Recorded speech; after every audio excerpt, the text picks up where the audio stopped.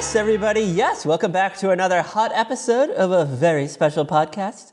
This is the podcast which talk about all your favorite TV series from yesteryear. Oh yeah. And then we discuss it over a casual glass of wine.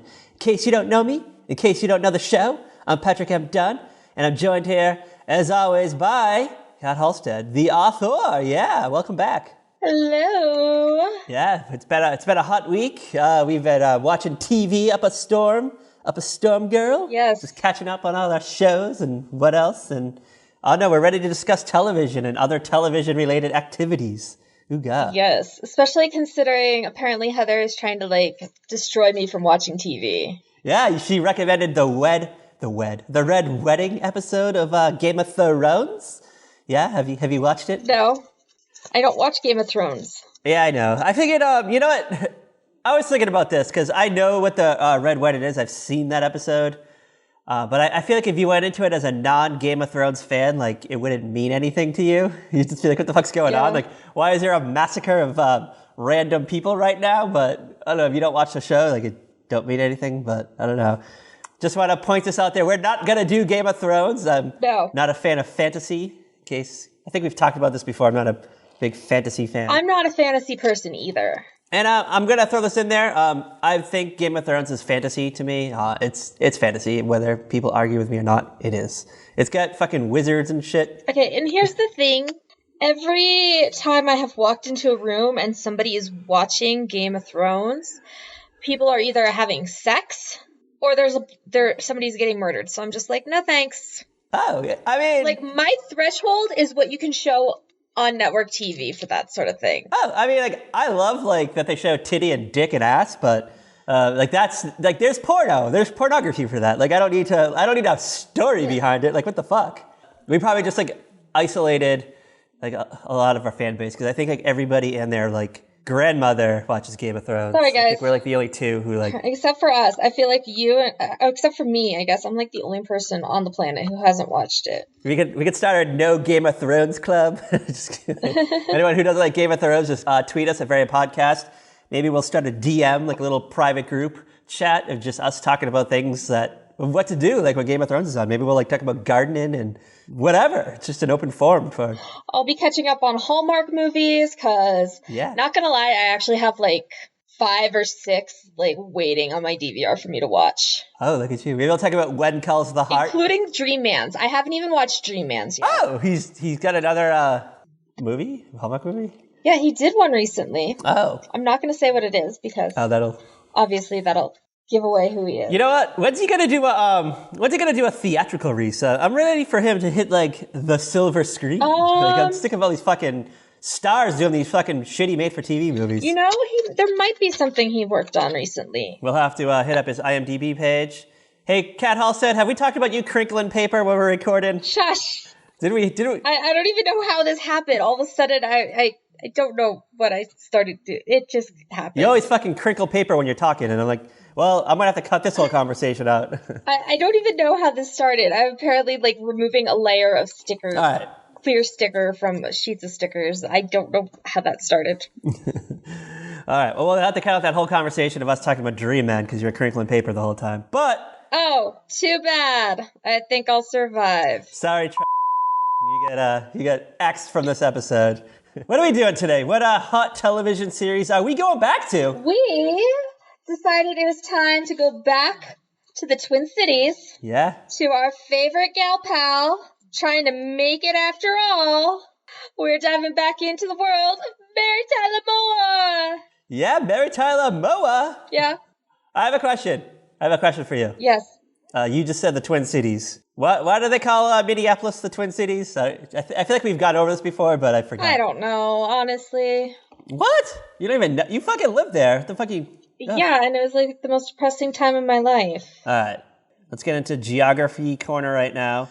According to the Minnesota Historical Society, the nickname Twin Cities originally had nothing to do with St. Paul, the capital city of Minnesota. The term was applied to the two settlements on either side of the Mississippi River. So St. Anthony's Falls on the east and Minneapolis on the west. So here you go, girl. Alrighty. All right, Geography Corner. Factual Friday. I don't know. I don't know. I'm like, is it Friday? It could be for somebody if they listen to this on a Friday. So I mean, it could be, yeah, when you're listening to this. I'm just like, if it's Friday, I didn't get my coffee. My free coffee. we try not to timestamp these episodes. Yeah. All right, what episode of MTM are we doing tonight? Which hot ep are we dipping into? We are doing the most famous episode of this show. Yeah. It's called Chuckles Bites the Dust. Yes. And all right, pre-podcast, pre-recording, you said that you were like laughing up a storm last night when you were watching this. Yes. TV Guide ranks this as number 1 on their 100 greatest episodes of all time. Yes. And it won the episode was written by David Lloyd, for which he won an Emmy Award for Outstanding Writing in a comedy series. And the famous blog Splitsider said the episode found a way to make even death funny, and that's what makes it one of the most human, not to mention hilarious episodes ever, which, I mean, I guess I agree with that, but I just want to throw this out there. I didn't think this was a funny episode. I don't know. Not really on board with that. I think there's better episodes of Mary Tyler Moore. I found it, like, okay, it's definitely not the funniest episode, but there are parts where you just, it gets you and you can't stop. Like, can't stop laughing? Laughing, yeah. Like, you're either laughing along with Murray and Lou, or you lose it with Mary during the funeral. I don't know. I think I might have... And I always lose it with Mary. Mary Tyler Moore always gets me, because she can go from, like, serious to, like, a blubbering mess like nobody else. I'm going to throw this out there. I only thought there were 2 parts that, like, made me internally laugh. One was his popular philosophy in verse, which was a little song, a little dance, a little seltzer down your pants. That kind of, like, made me chuckle. Yeah. And first, I don't know, like my favorite part of the episode, we'll get into it in a few minutes, was the food group mobile.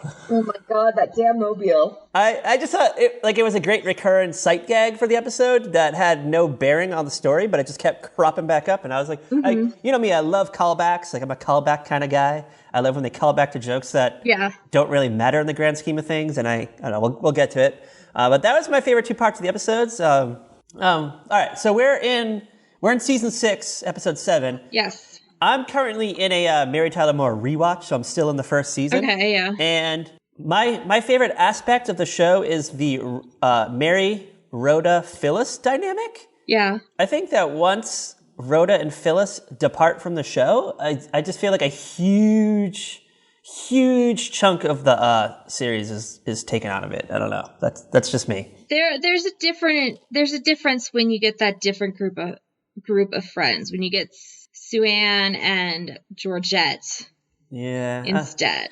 I mean, I love Betty White. But at this point, Phyllis is off living the life of a widow in San Francisco. Rhoda's married or maybe even divorced by now. Rhoda's out being Rhoda. Yeah. Doing Rhoda-y things, being a bitch to somebody else. Which is why, so. And I don't know. I think, like, I love Betty White, but I'm not a Sue-Ann fan. I don't know. Like, I just... Sue-Ann. She doesn't do it for me. She got me in this one. And Georgette is too soft-spoken. Like, I don't know what the fuck she's talking about. Like, I can't hear her. I have to, like, turn the volume up. Georgette is so just, like... I just want to be like, girl, have some pride. Why are you with Ted? Yeah. You know what? But like, on the other hand, I do love Ted. I do love Murray, and I love Lou. Yeah. I love their dynamic. But, like, at this point, I start to feel like that we kind of have, like, 2 separate shows going on, and, like, it should just be called Mary in the Middle. Okay, I can see it. That's what I get at this point in the show. But I don't know. I mean, I love Mary Richards' rise to fame. Like, in the first season, she's, like, struggling to fit in with, like, the boys crowd. Yeah. And then on the other hand, she's, like, building the relationship with her friends, and she's just trying to, like, discover who she is. But she kind of has, like, a Peggy Olson rise to power, I guess, and that's kind of, like, Mary's journey. Just trying to make it in a man's world. Yeah, and I feel like at this point now, like, now she's a contender. She's part of this crew. Like, they come to her now. Now they're like, Mary, we need a story by 8 o'clock because we got to be on the air in, like, 2 hours. And she can do it. She can put this shit together. She can get sponsors. She can write a tribute. She's not just, like, a secretary. So I believe the last episode we did... It was the second episode of the series, and she was just kind of like they weren't sure what to do with her. Yeah, like she had a job. She was technically like a news producer, but like more of a secretary. And she was at a crossroads because, she still thought of herself as, like, being young, but she was 2 years old or something. Yeah. And when she would, like, chime in her opinion of, like, the younger demographic, they were like, wait, Mary, you're old. Like, what the fuck? Like, no, get away. But, yeah, I don't know. Now she's risen in the ranks. And, yeah, I mean, I guess, like, the spiritual journey of Mary's fun, but I don't know. I still miss the Rhoda Phyllis dynamic, and I don't know. I forget. Do they ever come back? Do we get like a reunion of sorts? I don't remember. Like, there might be like one episode where they come back. I feel like there's an episode. Okay. Where they both pop in, and Mary's in her new apartment. Yeah, all right.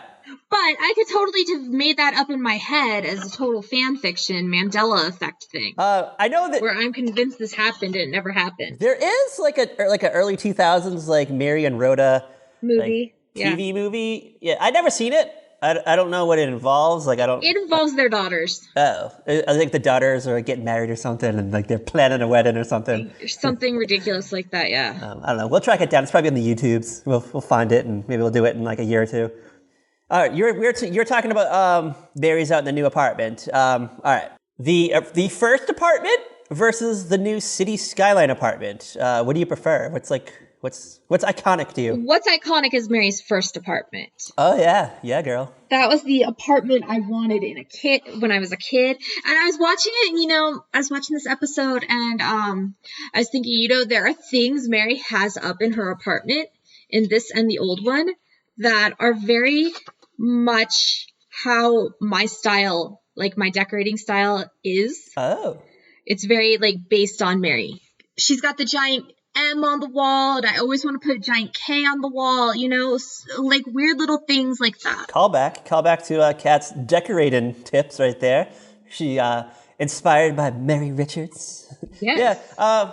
I don't know. There's something very like homely and familial about like her first apartment, and I love the little like kitchen, the little kitchenette like that's off to the side, and there's a door so you can have like the characters can go in there and do a quick like conversation without anyone else hearing. And the second apartment, it's darker. Like the first apartment was bright and cheery because it had the white walls and it was kind of colorful. The new one is it's very brown and beige. It very much is like the Hartley's apartment. Yeah, and it's very. It's smaller, but I think it signifies like it probably like is like downtown. It's bigger. I don't know. It's bigger. It's supposed to be. It's an actual one bedroom, so she actually has like a bedroom. Okay, it feels smaller. She doesn't sleep out on a pull-out couch anymore. Okay, it feels smaller to me, but it feels smaller because I think it's a status symbol too, because I feel like she's like downtown now, like now she's in the midst of the action. So when we get the hot shots of her like walking through the city in the theme song, more modern day Mary, and by modern day I mean 1975 Mary, not like 1971 Mary, but it's now like modern day Mary. She's got like cooler outfits. She's bank account's a little bit bigger, so she wants to show off like her location. She's like, I live downtown now. Yeah. I'm in the midst of the action. I can go to the deli across the street. I don't have to take the train anymore. I'm assuming there's a train in Minnesota. I don't really know much about Minnesota. Yeah. Ooh, shout out to the train. What's it called? The M? I feel like it'd be called the M. Do you realize I did not actually live in that part of Minnesota? Did you ever go to Minneapolis, though? Like, did you ever, like, roll in? Yeah. Oh. Like, a handful of times, mostly to go to the Mall of America. But you don't know the name of the train? Like, what, girl? Like, no, it's just it's just the train. Project Corner. We're gonna have Kat do a 500-word essay on Minnesota transit system. I'll be expecting this report by Tuesday of next week. When we record our next episode, I expect we'll have a little add-on, a little Kat add-on. All right. I just got flipped off. My time to move on, girl. She's going back to pen and paper. All right. Should we talk about this night of television? Do you know the air date? Do you know the hot air date? Yes. What was on this night of television? All right. We're in October. Saturday, October 25th, 1975. And I have to say, girl, I know they say this every week, but tonight is the hottest night of television ever. Really? Ever. In the history of television. Oh, yeah. We got so many highs, so many lows, even more highs. I don't even know if you're ready for this. Are you sitting down? I am sitting down. I want a prelude before we get into it. We're going to have 2 shows on tonight that have the word Saturday Night Live in the title. Well, sort of. Okay. You ready for controversy? You ready for controversy corner? Always. All right. So you want to start off with the alphabet like we always do? ABC land? Yeah. We kick off. It's 8 o'clock, 8 p.m. And what better way to spend the night with Howard Cosell on Saturday Night Live with Howard Cosell? You ready for this? I am totally not ready, and I'm like kind of disturbed. Have you ever heard of this? No. I just know that Howard Cosell is the sports guy, and he kind of talked like this, except without the accent that just suddenly came out. All right, so Howard Cosell, we know him. He was like a famous sports announcer, like, I don't know. Yeah. Very prominent in sportscasting. I don't know, one year, someone got the fucking great idea to give him his own television comedy variety series on ABC. It aired for 18 episodes before being canceled, and the show was later remembered by its own director, Don Meiser, as being one of the greatest disasters in the history of television, largely because Cosell, he just not really familiar with comedy and variety programming, so he was just like a bad choice.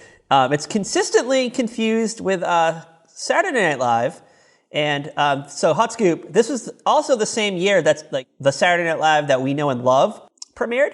Lorne Michaels just called it Saturday Night. It was just called Saturday Night. Okay.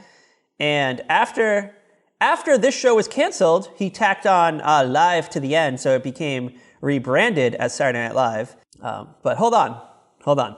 The premiere episode of the Howard Cosell's version featured celebrity guests Frank Sinatra, Shirley Bassey, Paul Anka, Siegfried and Roy, the cast of the Broadway version of The Wiz, tennis pro Jimmy Connors, and the show even starred Bill Murray, Brian Doyle Murray, and Christopher Guest, who later on went to be on Saturday Night Live, like the NBC one. So wow. This is fucking wild. Only 3 episodes in video form are known to survive. However, you can find 14 original episodes in audio form on some like random website, atvaudio.com. So I don't know. If you're bored one night and you just want to listen to Howard Cosell. Try to be funny with Bill Murray. That sounds like the weirdest thing ever. Yeah, maybe Frank Sinatra sings a song. Who knows? Oh, Blue Eyes. Cast of The Wiz. Ugh. Yeah, I feel like we have to find this and just like do it one day. I don't know. Why not? Maybe. All right. We probably won't. All right. You ready for ABC 9 o'clock? Yeah, what's on at 9 o'clock? All right, we're going to change gears. Are you ready for an action crime drama television series produced by Aaron Spelling? Ooh, yes. Do you have any guesses? Any guesses what it may be? Charlie's Angels? No, it's a show that was currently rebooted and I think is still on the air, but on a whole new network, I believe. I don't know what it is. So what? S.W.A.T. Oh. Yeah. Is that a reboot? Yeah. So the original S.W.A.T. is an American crime action series about the adventures of a special weapons and tactics team operating in an unidentified California city. Hot scoop, did you know this was a spin-off of another show called The Rookies? Which I did not know. No, I did not know that. I didn't know that the Shamar Moore show was a reboot. Yeah, it's a reboot. The original starred Steve First as the unit leader, Hondo, Robert Urich as Officer Jim Street, Rod Perry as Sergeant David Deacon, and Mark Shea as Officer Dominic Luca. And the show was also rebooted as a 2003 movie starring, I believe it was Jamie Foxx and Colin Farrell, I believe. Wow, I had no idea. I feel like it's never been marketed as a reboot. It was just marketed as a show starring Shamar Moore. I mean, let's be real. If you just throw fucking Shamar Moore's like face in the trailer, people are not going to pay attention to anything else. Am I right? Am I right, girl? I mean, it's Shamar Moore. Like, I love the man. I've loved the man since that first moment he walked on. So Young and the Restless, so. Oh, I didn't catch you for a Y&R girl. I've had my moments. It helped back in the day when we had that talk show on E that talked about all the soaps. Oh yeah, like you wanted to know what the fuck they were talking about, and you're like, I guess I'll have to watch. Y&R. Yeah. See what this is all There's about. This hot guy. I'll go watch. Shamar Moore must be like in contention for being on like the most being on the most television series ever, because I feel like every 3 years he's on like a new show. I don't think it's that often. I think he's done some long running stuff though. I feel like he's on a show and then he like leaves the show like just as the iron is like hot, and then he's like on a new show, that show fails, and then he like joins another franchise. Maybe. I don't know. I feel like his career has like zig and zagged so many times. I don't know. Hold on. I want to bring up his fucking. I feel like you're wrong on this. All right, so he begat. So he's we know him from The Young and the Restless. He was on that for many years until 2005. In the midst of it, he did Birds of Prey, a WB show. Criminal Minds for like a number of years. You know what? I think you're right. Like SWAT. So, yeah. All right. I don't know. I know my soap actors. In my mind, it seems like more shows. I don't know. No. Apology corner. Apology corner. All right. You ready for ABC 10 o'clock? Yeah, what was on at 10 o'clock? All right. Are you familiar with a show called Matt Helm? No. The series loosely based upon the literary character Matt Helm, which was kind of like a spy series. It then became a series of films in the 1960s, and then the film version was like a comedy film kind of, and then they decided to make it a TV series in the 70s, and it bore no connection to the film, so they made it sort of like a serious. Okay. Kind of, it was like a detective show, and I don't know. I felt like we're in like prime era of detective shows, this 70s. So I don't know. They wanted to hop on board, and I think it was only on the air for like one season, maybe, maybe two. I don't know. I didn't really bother to look. All right. I'm excited about CBS. I'm excited about the Tiffany Network. You ready for this? Yes, give it to me. Are you sitting down? This is fucking wild. Yes, I'm sitting down. Just tell me. I was trying to do a build-up, girl. Trying to do a build-up. All right. You ready for CBS 8 o'clock? No, just go. You just yelled when I said, are you sitting down? And you like lost your mind. Just drink your Dunkin's iced tea. All right. You ready to move up to the east side to a deluxe apartment in the sky? Because we're going to hang out with the Jeffersons. Okay. Oh, yeah. Oh, yeah. The spinoff from All in the Family about the literal upward mobility of African-American couple George and Louise Jefferson as they move into a swanky high-rise building. And yeah, here we go, girl. Here we go. We got Adventures with the Jeffersons. Okay. Fun stuff. We haven't done it yet, right? No, we haven't. Done the Jeffersons. Yeah, we haven't. It's not on our radar yet, but I don't know. Maybe we'll throw it in there. You ready for 8:30? Yeah, it's on at 8:30. All right. This was a 2-season wonder produced by MTM Enterprises, produced by Mary Tyler Moore's production company. Do you know a show called Doc? If I know a show called Doc, it's not this. I feel like Billy Ray Cyrus had a show called Doc. Yeah. On like PAX TV or something. Whatever. Me TV or something ridiculous like that before Miley got Hannah Montana. Yeah, I believe it was PAX Television, which it aired syndicated televisions, like second run syndicated, but then they had like 2 or 3 like original series or something. Yeah. I think it's the new Ion. I believe it's the new Ion TV. I thought Ion was still a thing. Well, I think PAX became Ion. Oh, okay. I don't know. Hold on. Hold on. Let's look this up. How do you spell Billy Ray? Oh, yeah. All right. In 2001, Cyrus played the lead role on the comedy drama Doc on the PAX, now Ion television network, which became the network's highest rated television series. Whoa. And didn't Doc have some like 9/11 connection? I honestly don't know. Like, I never watched it. That was on back when we were in college. What am I doing watching something like that in college? I think like they had I think they were like filming an episode of Doc, and like one of the whoever's in charge, like filmography crew, like left the camera running, and they got like one of the faraway shots of one of the planes hitting the towers, and it's what I believe it's one of the ones we see in a lot in like news footage, because they have to like leave the camera running like while they went to lunch or something. That's weird. Why would you leave the camera running? This is a fucking PAX TV show. They don't fucking employ the best cast and crew. Let's be real. Fucking Billy Ray Cyrus is the fucking lead star. Fucking, I don't think he won any Emmys for this show. Let's be real, girl. Anyways, moving on. All right, yeah. So the CBS Doc. This show starred Bernard Hughes as Dr. Joe Bogert, an elderly, kind-hearted general practitioner who divided his time between dealing with his dysfunctional patients and his even more dysfunctional family. The show also starred Elizabeth Wilson, Judith Kahn, John Harkins, and Mary Wicks. And The show actually had good ratings during the series' first season because it was like snugged in between the Jeffersons and Mary Tyler Moore. However, CBS was like greedy as fuck and were like, I think this show can do better. And they retooled the show substantially for the second season, kind of like killed off the lead role's like family, like just like killed his wife off. And now he's like a widower. And people didn't really take to the reboot. And show got canceled like a month later. So fuck you, fucking CBS, for I don't know, thinking something could be better. Gosh, CBS.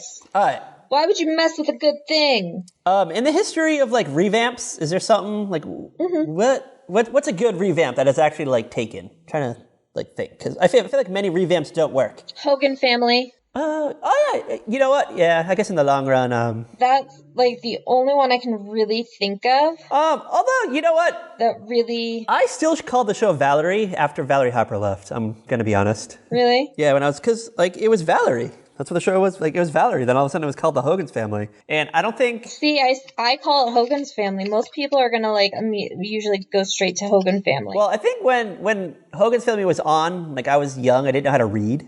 I wasn't, like, a good reader. My parents just told me it was called Valerie. And I just called it Valerie. And then when I was, like, you know, a little bit older and it was on syndication... And it was called Hogan's Family. I was like, what the fuck? Like, this show's called Hogan's Family? What, girl? You mean you prefer Sandy Duncan to Valerie Harper? I feel like in the overall, you know, we saw more of Sandy Duncan. It lasted... Yeah, I guess... we have seasons upon seasons of Sandy Duncan, where we have, like, what, a season and 2 episodes with Valerie? Yeah, I guess you're right. But, like, I mean, whenever I watched...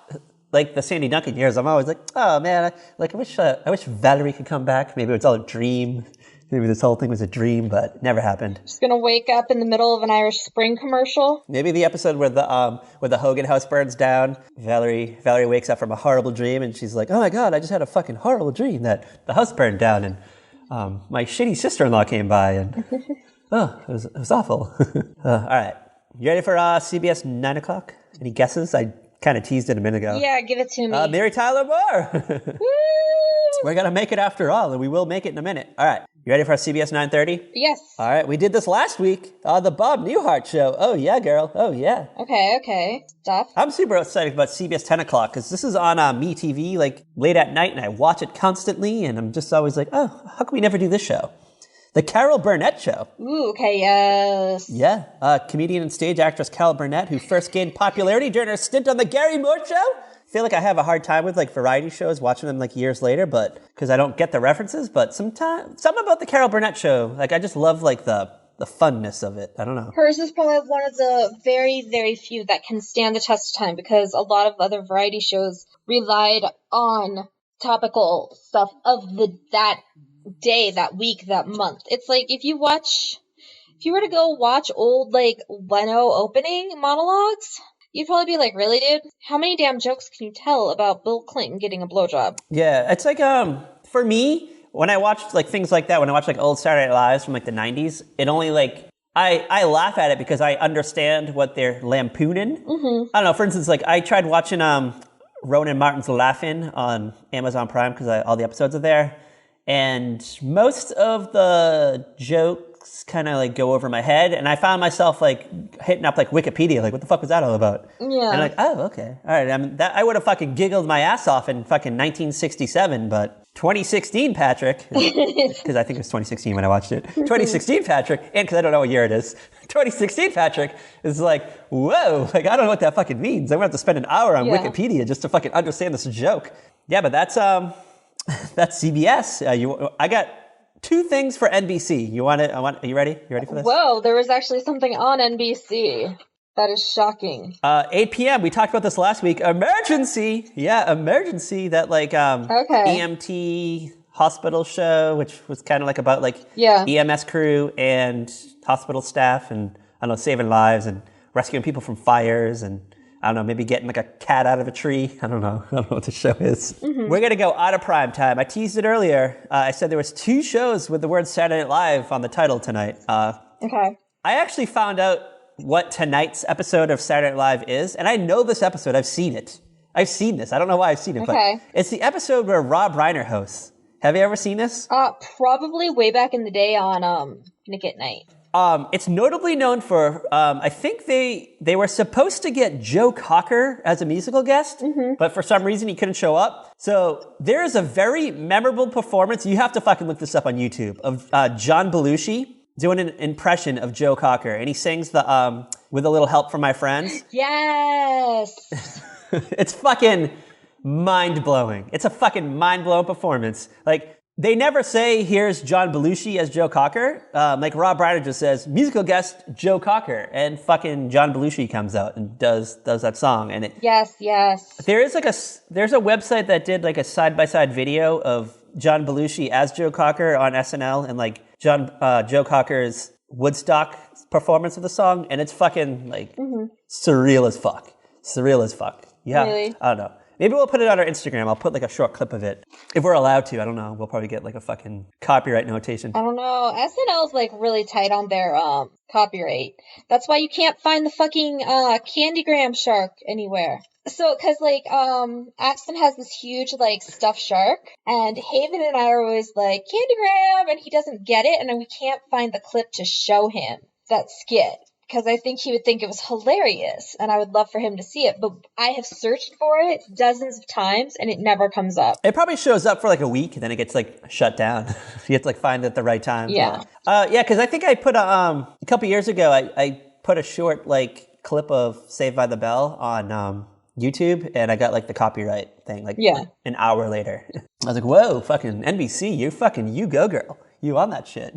You on that shit. Lorne Michaels is like, no bitch. If you have like, I don't know, if you're familiar with the dark web, if you don't mind going into Pirates Bay, look up this episode of Saturday Night Live. It might be available on DVD. I don't know, but who knows? I love that that's what you call the dark web, is Pirates Bay.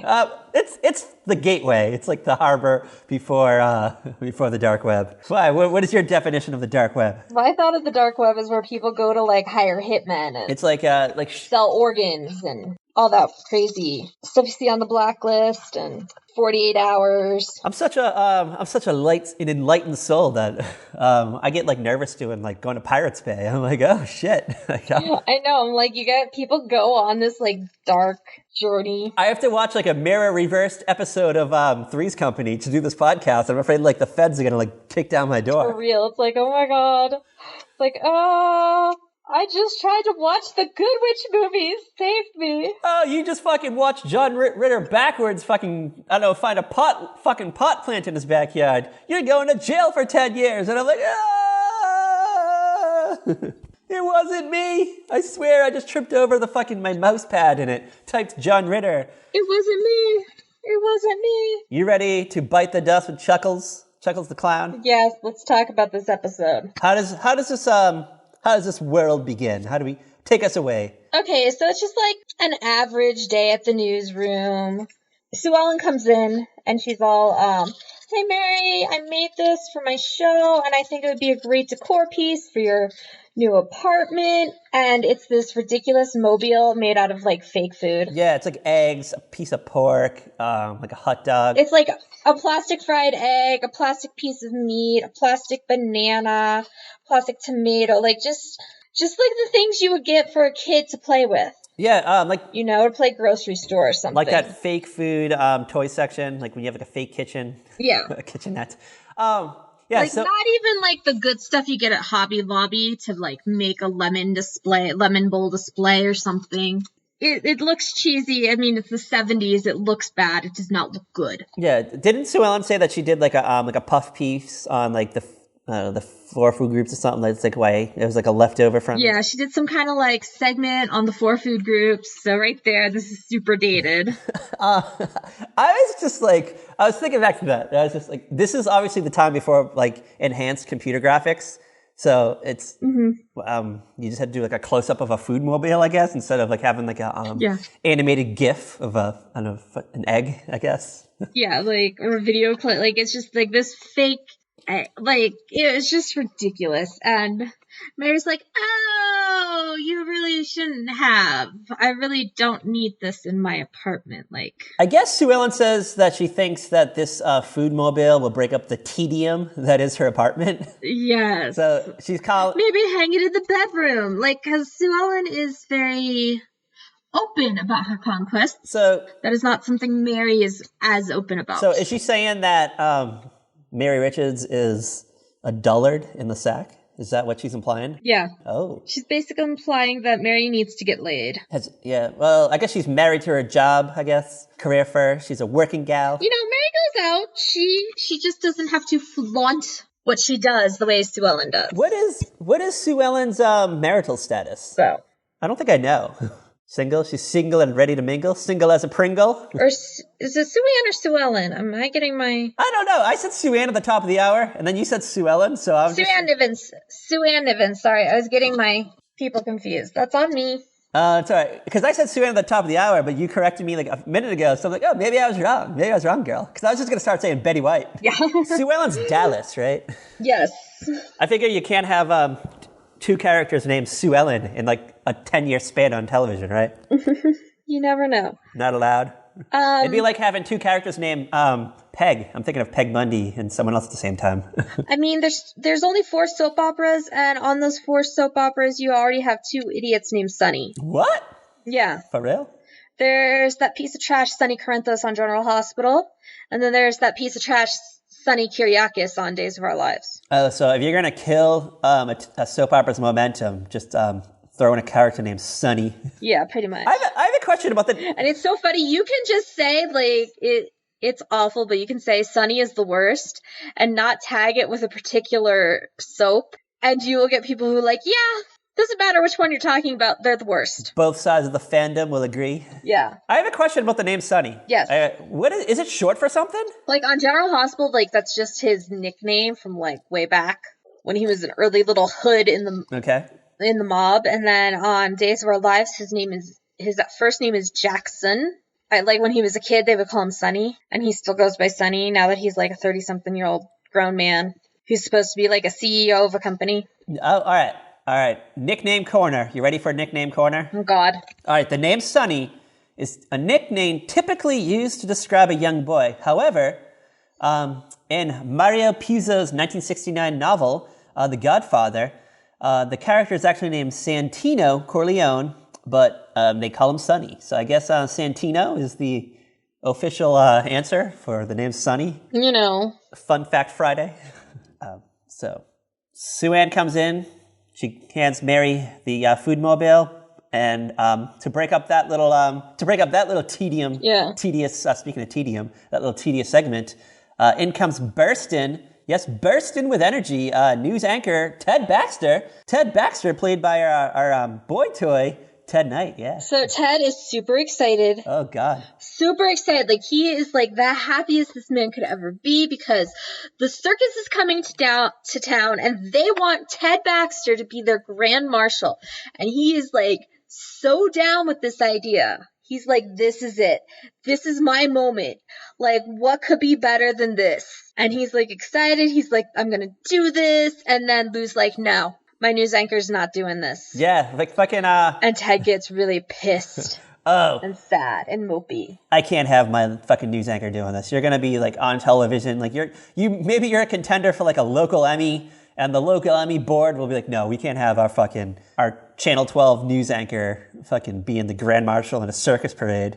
No, we're not doing it. So instead they ask Chuckles the Clown, who's on the same network, I guess. Yes, Chuckles is on the same network. This is obviously like the era when like local affiliates had their own programming, which is something that doesn't really happen anymore. Yeah, it doesn't. Like, okay, they might have like their own talk show that they fill like an hour of time with, but they don't have their own children's program anymore, like they used to back in the day. Yeah, so I guess Chuckles the Clown, we're going to say he's a take on Bozo the Clown, which was, I believe, a Chicago-oriented clown, but I think he might have gained syndication around the country, I'm guessing. I'm not really sure. Yeah, something. I don't know. You know, we missed the clown era. Yeah, the clown era. Sorry to go into clown corner right now, but the clown era was like way, way before our time, maybe by like 20 years, I would say. Yeah. As we were coming into prominence, as we were like becoming of age, growing up, I think the clown was vilified famously by Stephen King with It, which I think kind of like changed the face of clowns for us. I'm just going to throw that out there. Okay, so I've never seen the original It from the 80s. Mm-hmm. I've never read the book. And honestly, I'm not really afraid of clowns unless they go for that creepy look, you know? Like a regular birthday party clown who just looks like some happy, goofy guy is not going to freak me the fuck out. Really? Yeah, like a regular clown, because I think I understand that art form maybe because of my theater background. Yeah, I guess you're right. When they purposely look scary, then I'm like, dude, what the fuck is wrong with you? Like, you know what scared me as a kid when it comes to clowns? That episode of Are You Afraid of the Dark? Yeah, I see it. All right. That definitely laid into it. Steven, the original like miniseries It with like Tim Curry was kind of creepy because he was like a fun looking clown, but he was sinister as fuck. Mm-hmm. And I think the only saving grace for clowns for me was Krusty the Clown. Yes, I think Krusty really also helped us. Yeah, but he was a cartoon, so yeah, I was never scared of cartoons except for the old man in the Garfield Halloween special. Who was seriously fucked up. So that was Clown Corner. All right, let's go back to Mary Tyler Moore. Yeah, so Mary goes, it's like the end of the day, Mary's at home. Like, Mary gets home, she doesn't know what to do. She's got this stupid mobile. She's like looking around her apartment. She's like, there's nowhere to put this. Because it's that kind of thing where you know you got to kind of hang it up because this person's going to come over kind of thing. And she's just like... If it was me, I would have just fucking thrown it out. Because I don't invite people to my home. And I know that my coworkers aren't going to come over. I'm not like the hangout pad. So I could just throw that thing out. To be fair, I don't think Mary invites these people over 99 times out of 100. I think they just show up at her door. I'm guessing maybe her studio apartment's like close by to the... It's not a studio apartment. One-room apartment. Her one room. It's a one-bed... Her bed. It's her nice little fancy apartment. Her old apartment was a studio. Okay, her one-room she shed. Maybe her she shed is like close to the studio and... I don't know, I guess after Ted and Murray and Lou, like after they hit the bar for like their after work cocktail, they just need someone to crash for a few minutes, like get their bearings together before they go home and face the music at their home. And they're like, hey, let's just stop by Mary's place, see what she's up to, see what old Mare Bear's up to. Yeah, so like people just drop by at Mary's they come by all the time. And like she's just gotten home. And she's trying to figure out what to do with this stupid mobile. And Georgette shows up. And she's like, oh, Ted's parking the car. And Mary's like, you want some coffee? And, like, Georgette's telling her, like, Ted is sad about not being able to be the Grand Marshal. And Ted, like, shows up and he's all mopey. And Mary's still trying to figure out what to do with this stupid mobile. And Georgette takes it and puts it in the fridge. I guess that's the next best thing than a fucking trash barrel. Like, honestly, I don't, like, I'm, like, part of me is thinking it was, like, this supposed to be real food? Or is it just nobody knows what to do with it, so they're just going to put it in the fridge? Like, I mean, it clearly was not supposed to be real food because it was, like, glimmery. And there's no way a fucking, like, a fried egg would hang from a fucking hook like that. I mean, that shit would be running.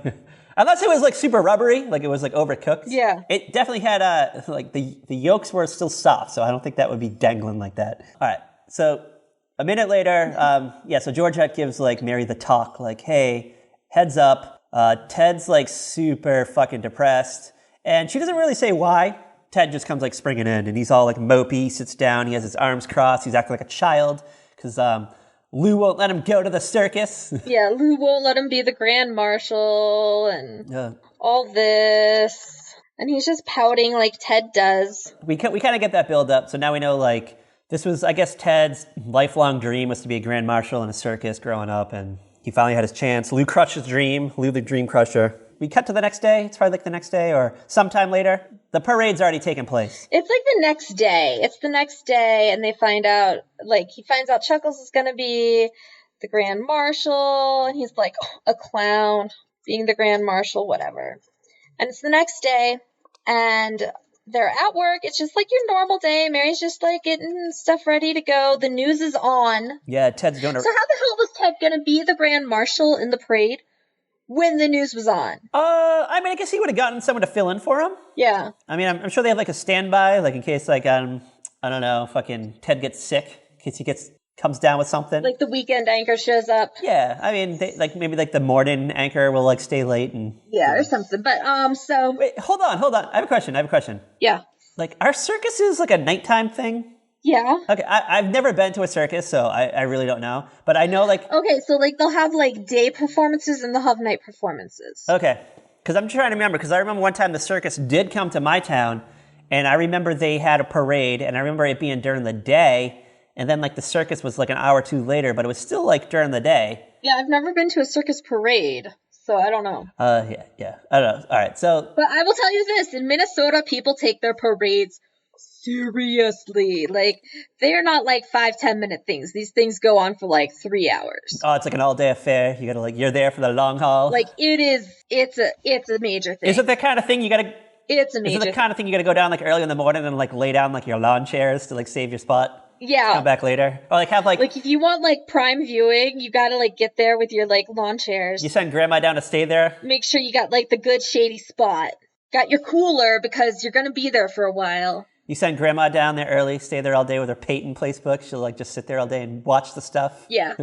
Then you show up, like, 8 hours later and fucking... I don't know, is she still alive? Is grandma still alive? Grandma okay? She's just been fucking sitting there. Yeah, it's like that kind of, like... It is a... Parades are serious business in Minnesota. I was, like, never, like, a parade person. Or circus person. See, I like a good parade. I don't know what I'm supposed to do at a parade. What do I do at, like, what do you do at, like, I can't even watch, like, the Macy's Day Parade. Like, I don't understand the point of it. I'm like, what the fuck is going on? Like, oh, cool, there's a Garfield float, like, floating down fucking Wall Street or where the fuck it is, Times Square. Oh, Patrick, you poor thing. What am I watching? You don't enjoy a parade. No, I don't know what the fuck the point of a parade is. Like, what, like, you just sit there and clap and eat peanuts and, I don't know. Like, I know, like, Boston, they have the St. Patrick's Day Parade, and it's, like, wild and, like, it's just all, like, college kids getting, like, obnoxiously drunk. Uh-huh. And so, like, I just associate the parade, I've been to that parade, and I say that in air quotes because I've gone to, like, the bar, like, a mile away from where the parade goes by. That's not going to the parade. But that was it. Like, I didn't watch. Oh my god, no. Oh my god. Like, that's my association with a parade. Like, drinking Green Beer, like, throwing up, like, on the train. That's not going to a parade. Oh my god. On the team. Patrick, I'm going to drag your ass to a parade one day. You're going to have to drag my ass to a parade because I'll fucking protest the whole way there. Like, I don't understand what's happening. All right, so the parade takes place. Oh my gosh. It's mid-newscast. Ted's on the air talking about fucking stocks and bonds or something. Oh, no, he's talking about, there was something happened in Minneapolis this weekend where 28 people are condominium-less. We don't know why, but something happens. That's when Lou comes bursting into, like, the newsroom. I guess that's what they're called. Yeah, Lou comes into the newsroom and he's just, like, he's kind of stumbling. Like, because he is in shock. He's just like, well, plus he knows how this happened. Like, he might have witnessed it for all we know. A part of me feels like maybe he did. Like, maybe he was, like, on the way to, like, driving into work, and there was, like, a detour, and he got, like, caught in, like, the traffic, the parade traffic, and maybe he saw this. Well, I think he was probably, like, outside watching the parade. Oh. Enjoying himself. Yeah, because he's, like, the only one who doesn't actually have to do work. And he witnessed it. When did we ever really see Lou do anything? Not until, like, his spinoff. What? Like, what? He's, like, the, like, producer of... He's the news director. Okay, so he's, like, in charge, large and in charge. Yeah. All right. So, yeah, like, he comes in and he's just like, something bad happened. And Mary and Murray are like, what? He's like, someone we know has died. And they're like, oh no, who? And he goes, Chuckles the Clown. He was dressed as Miss Peter Peanut. And an elephant tried to unshell him. Yeah, a rogue elephant, got, like, away from the parade and shelled him, causing a fatal injury. And we get, like, a quick, like, Lou's like, all right, we have to, like, interrupt the news to, like, announce this. Talk about this on the news right now. Murray, quickly, start getting an official obit right now, but we'll have Ted wing something, because that's always a safe thing, is to have Ted wing it. Yeah, so they cut to, like, an emergency commercial. They a quick, like, I don't know, it's probably like a mattress commercial, a local mattress king or something comes on, and Lou's like, Chuckles is dead. You need to, like, do something very quickly. And he's not even, like, over the initial shock of it yet, and he doesn't even know what happened. Like, he's like, I don't even know what fucking happened. So he, like, comes back on, and he's like... Chuckles the Clown has passed away. He's like, at the age of 60. I think he might have been 60. I think. He looked like he could have been 60. I think he had a wife. I don't know what his face looks like under that makeup, so he might have been 60. He could have been, like, a 32-year-old guy. They've shown Chuckles, right? He's, like, been on, like, maybe, like, once or twice. I think we saw him, like, once in his makeup. Okay, but never out of makeup. Yeah, never out of makeup. And we only saw him, like, if we saw him, it was, like, briefly, like, him running through the newsroom or something. Oh, hot scoop.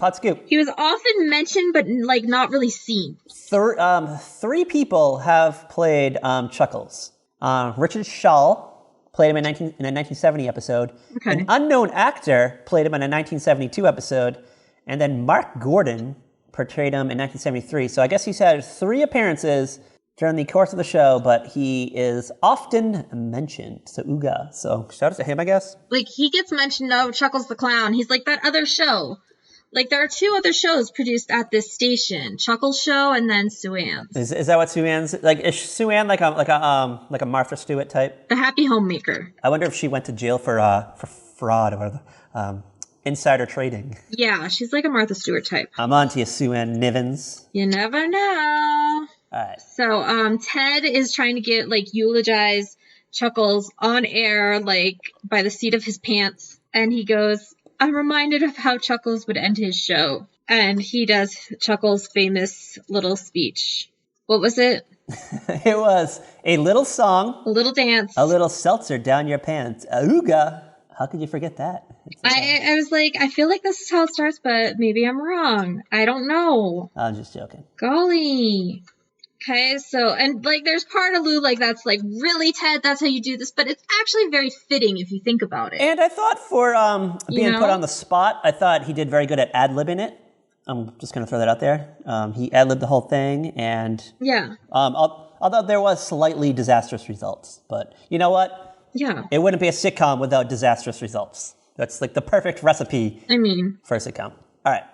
So now we cut to some time later, and it's like joke corner now, I guess. So you got like... Yes, Murray can't help but make jokes, because that's just the way Murray deals with things, is he makes jokes, even if they're in poor taste. Yes. And he is joking about the fact that, Chuckles was a clown, and he was dressed as a peanut, and he got killed by an elephant. Yes. So I guess one of his jokes is like, oh, you know how hard it is to stop after just one peanut. Yeah. And then he's like, he could have gone as Billy Banana to the circus parade and had a gorilla pale him to death. Exactly. So he's saying things like that. Lou is a little hesitant to the jokes at first, but then he begins to realize, he's like, you know what? I guess this is our way to, like, laugh at death. Like, we're all eventually gonna face death. The bell will toll for thee, and we'll all meet our maker one day. So I guess this is a good way to tempt him, to tease him, and just to let the good times roll. However, Mary shames them into being uncomfortable. She's like, I don't get it. It's like, you're disrespecting Chuckles. She's not comfortable with it. Yeah. She's like, guys, he's gone. Why are you making jokes about it? It's in poor taste. This isn't like a normal response for humans' fear of death. But, like, Lou's like, everybody does it. Like, everyone does it.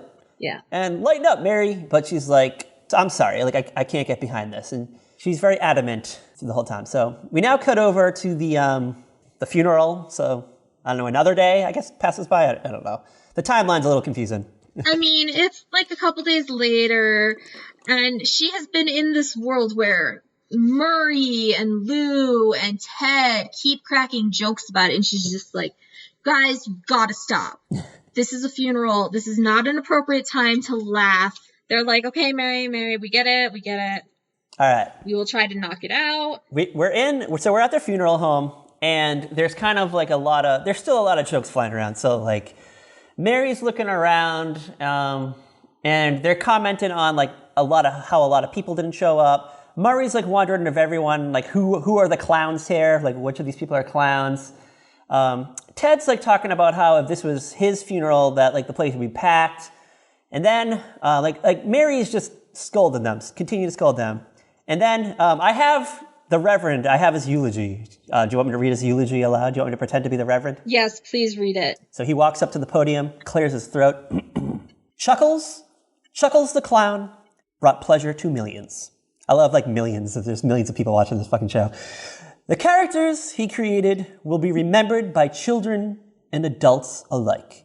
We got Peter Peanut, Mr. Fee-Fi-Fo, Billy Banana, and my particular favorite, Aunt Yoo-Hoo, Side note, Aunt Yoo-hoo is, I guess, Chuckles the Clown dressed like a woman.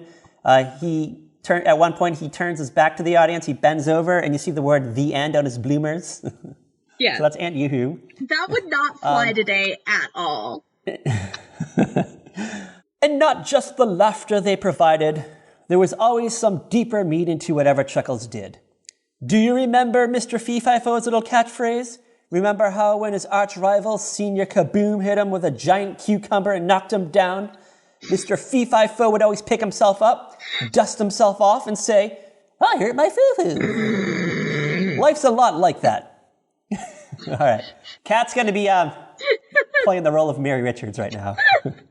What? Wait, hold on. What? Life's a lot like that. From time to time, we all fall down and hurt our foo-foos. If only we could deal with it as simply and bravely and honestly as Mr. Fee-Fi-Foo. And what did Chuckles ask for in return? Not much, but in his own words, a little song, a little dance, a little seltzer down your pants. Are you really laughing, or are you acting as Mary in this scenario? Oh my God. You really do find this funny. So...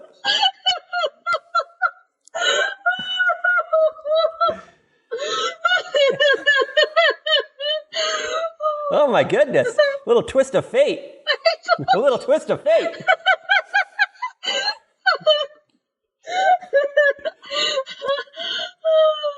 Oh my God. So I told you. So as you can guess what happens next.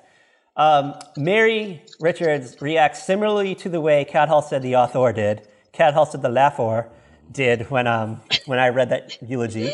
And everyone is shocked. They're shocked by her laughter. However, I want to bring up the minister. Shout out to the minister. Like, he's just like, yeah. Laughter is actually keeping up with Chuckles' life work.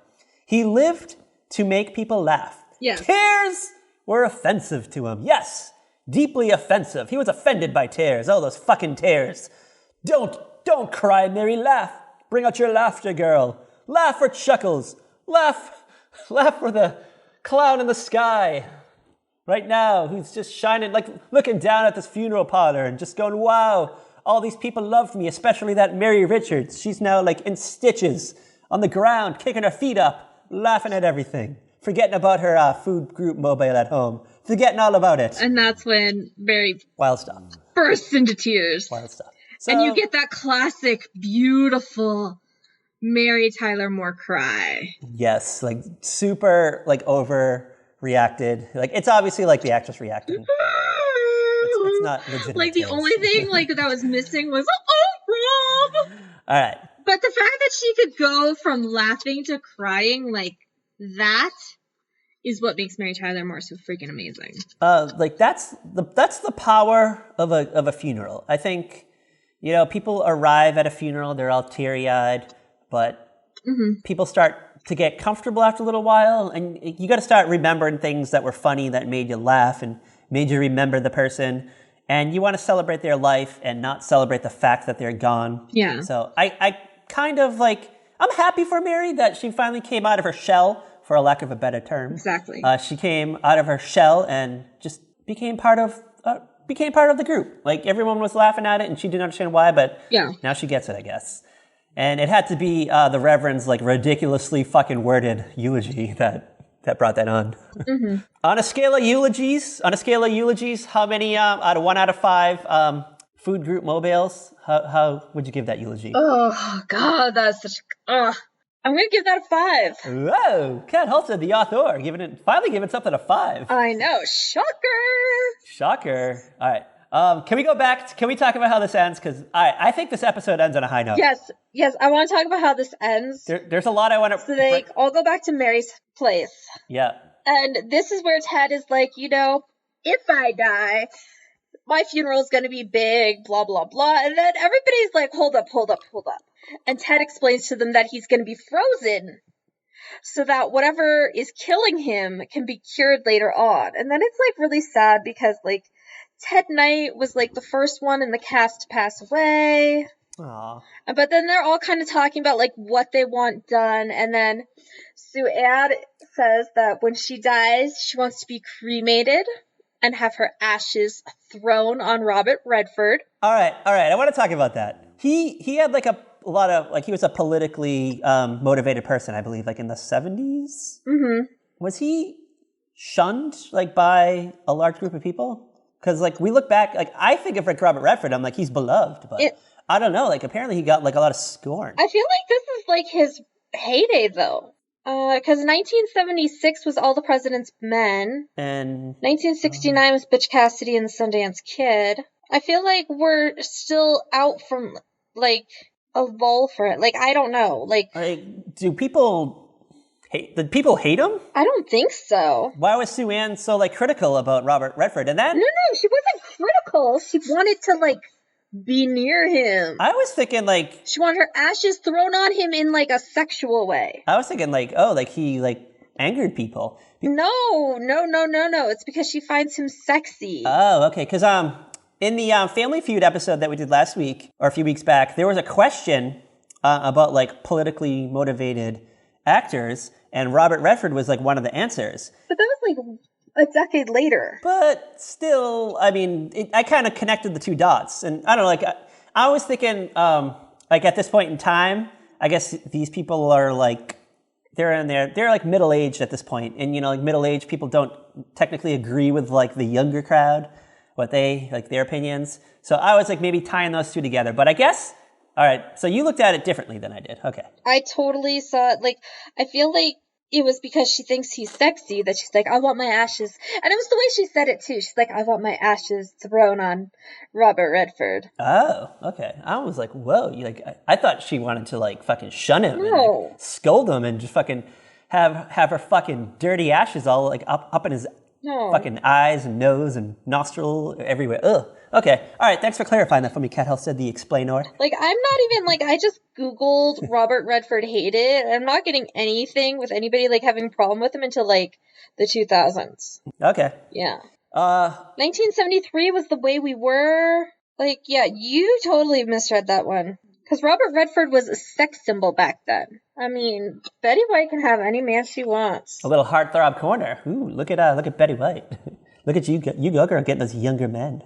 Can we talk about the callback, the very fun callback? Yes, let's talk about this. All right, so you kind of teased it. So Ted was explaining that if he ever gets real sick, where he's, you know, he wants to be frozen, and you know, in 200 to 300 years, when they find a cure, just to unfreeze him. Mary's standing over by her refrigerator at this point.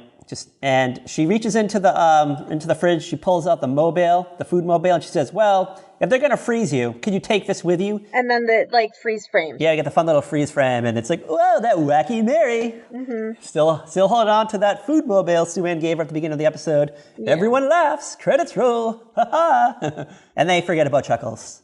He's dead. He's long gone. Out of their lives forever. All right. Are you ready for a game? No. You ready for a Fuck, Marry, Kill, Mary Tyler Moore edition? No. The Men of Mary? No. Mary's Men? We're doing it. Lou Grant, Murray, or Ted Baxter? Who do you want to fuck? Who do you want to marry? Didn't we already do this? We're doing it again, because I forget the answers. No, because I refuse to answer. All right, I'll answer them for you. All right. Okay, you answer. If we're going to fuck somebody, out of Ted, Lou, or Murray, I think I'm going to have to throw my bone over to Lou Grant. Oh, yeah. Lou Grant getting it hard. Really? Yeah, because you know what? It's either between him or Ted Baxter. And I'm like, you know what? I like Ted more than I like Lou. And you know what? We can freeze ourselves together. We can come back in 200 to 300 years. I'm sure he's got the pension to fund that because it's going to be fucking expensive. Okay. Yeah, we'll come back. We'll be immortal. And then I'm just going to off Murray. Low-key, out of the cast, he's my least favorite. Just going to throw that out there. I don't really care for him that much. Really? Yeah. Wow, okay. You're a Murray fan? You love old Murray? Murray Slaughter? Oh, I enjoy Murray. Really? I mean, I like Kevin, so... All right, well, I guess somebody's got to like Murray. It's got to be you. Has he done anything lately? Has he, like, been on anything? Who is it? Gavin McLeod? Hold on. I'm looking to see who's still alive. He's still alive. Because Mary's gone, Ted's gone... Yeah. He's done some voice work. He He was in an episode of Pound Puppies in 2011. I'm just looking, like, everything looks pretty old. The Love Boat ran until 1990? For real? Really? Yeah, final episode, February 12th, 1990. I did not know that. I thought it was like a No, it ran for a lot of time. Well, I know they occasionally like came back with specials and stuff. Oh, all right. So the original release of the show was 1977 to 1986, and then they had like several TV specials throughout the years until like the UPN Love Boat show came out. The Next Wave, whatever the fuck it was called. Yeah, that was the one with Robert Urich. I don't think it was like on like it wasn't sequentially to 1990. Okay. What are we doing next week? Let's see. Where's my list? Here it is. We're going into a brave new territory for the both of us. Yeah, this one I'm a little like nervous about. This one was a fan selected episode from our friend Steven. Yes. Told us we should do this. We said no. Yes. And then we found ourselves adding it to the list anyway. I don't know why, but I haven't either. I've never seen it. You've never seen it. I'm aware of it. I know it's considered like a cult hit. We're doing a British show. Yes, we're going back across the pond. What was the show we did before? We did Allo. Okay, so this is our second time going over to a Britcom, and we decided to do Faulty Towers. And we know nothing about it. We were told to do the episode The German. So we're going to go into this blind, not knowing. Hopefully it's not like an ongoing story. Like hopefully we could just like dive into this and like understand it. Yeah, hopefully. Like we honestly have no clue what we're diving into, like at all. And then we do have a couple of upcoming treats for our fandom also. I mean, we do have that other fan request we keep saying no to, and we're going to do it anyways, even though I hate science fiction. And it's also British. And it's all, But it has an insane fandom. We're still trying to decide which episode we're going to do. We've been studying EPs. And We've been studying EPs. I'm trying to find the most cat-friendly episode for her to do. Yes. I know I'm going to get a lot of, what the fuck is this text, like, as she's watching it. I'm like, relax, girl. Just fucking relax. What is it? Like, it just makes no sense. Yeah, so that'll be coming by the end of the month. We promise it's coming. And So where can you follow us? Where can you follow Wild Adventures, Cat Halstead, the author? You can follow us on Twitter at Very Podcast. You can find us on Instagram, Facebook, Tumblr at A Very Special Podcast. You can search for us on the YouTubes. And of course, veryspecialpodcast.com and saltyrockmedia.com. Do not accept imitations. Oh! Because... Oh, hold on. All right. We got on the other A Very Special Podcast, which has now changed its name, did a bad review of that and referenced us in it, and that they could see what they said. Now they finally know why we always give that warning to not accept imitations. Did you see that? I posted it on the Twitter. Yeah, I saw you tweeted something about that. Yeah, so I was like, what? Do we know this person who posted this? I have no clue who it was. Amanda, if you're out there, tweet us at Very Podcast or email us at I don't know if we ever we had one, and now I don't know how to get into it. Tweet us, Instagram us, send us a message somewhere. Send us a hot message. Send us a fucking a carrier message on a pigeon. Just somehow send us a message. And tell us about yourself, because you quoted us as being your favorite podcast. So I'm like, whoa! Out of all the podcasts out there, we have someone who says it's we're her favorite. So I'm like, I need to know more about you. Well, our fandom just grew one more. So I'm excited. I'm excited about you, Amanda. Maybe we'll send you a Christmas ornament. I think I have one lying around still. A trinket. All right. Yeah. So that's our Amanda corner. Shout out to Amanda. Follow us, all that stuff. And as always, girl, bye! Watch your TV to watch the Garfield at the Macy's Day Parade in the sky, because I don't like watching parades in person. I still don't get how you don't like parades. I'll write a blog post about it.